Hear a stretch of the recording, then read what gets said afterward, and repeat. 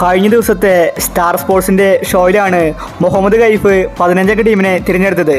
World കപ്പിനുള്ള അദ്ദേഹത്തിന്റെ ടീമിൽ സഞ്ജു സാംസൺ ഉണ്ടായിരുന്നില്ല. എന്നാൽ സഞ്ജുവിന്റെ ഇന്നലത്തെ കളി കണ്ട് കൈഫ് ഇപ്പോൾ ക്ഷമ ചോദിച്ചിരിക്കുകയാണ്. എനിക്ക് തെറ്റുപറ്റിയെന്നാണ് കൈഫ് പറയുന്നത്. സഞ്ജുവിന്റെ ഇന്നിങ്സ് കണ്ട് കൈഫ് പറഞ്ഞ കാര്യമാണ് നമ്മൾ ഇന്നത്തെ വീഡിയോയിൽ നോക്കുന്നത്.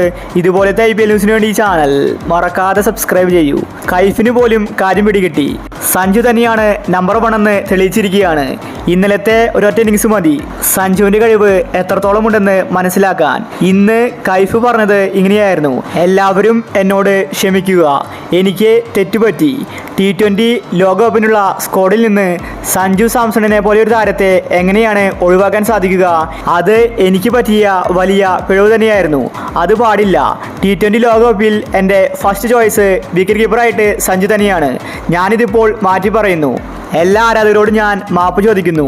സഞ്ജു തന്നെയാണ് ബെസ്റ്റ്. അവനെപ്പോലെ ഒരു താരം വേൾഡ് കപ്പ് ടീമിൽ ഇല്ലെങ്കിൽ അത് ഇന്ത്യക്ക് നഷ്ടം തന്നെയാണ്. ഞാൻ പറഞ്ഞ വാക്കുകൾ ഇപ്പോൾ മാറ്റി പറയുകയാണ്. അതുപോലത്തെ ഇന്നിങ്സാണ് അവൻ കാഴ്ചവെച്ചത്.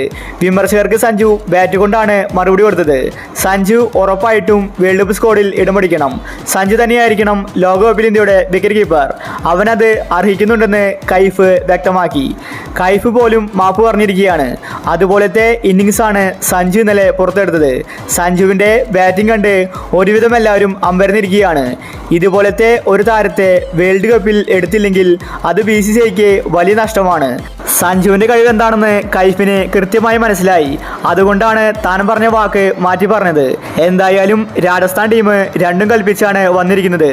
ഇപ്രാവശ്യം രാജസ്ഥാൻ ഫൈനൽ വരെ എത്തുമെന്നത് ഉറപ്പായിരിക്കുകയാണ്. ഫൈനലിൽ ജയിച്ചാൽ രാജസ്ഥാൻ ഇനി കപ്പ് നേടാം. അപ്പോൾ ഇതുപോലത്തെ IPL ന്യൂസിന് വേണ്ടി ഈ ചാനൽ മറക്കാതെ സബ്സ്ക്രൈബ് ചെയ്യൂ.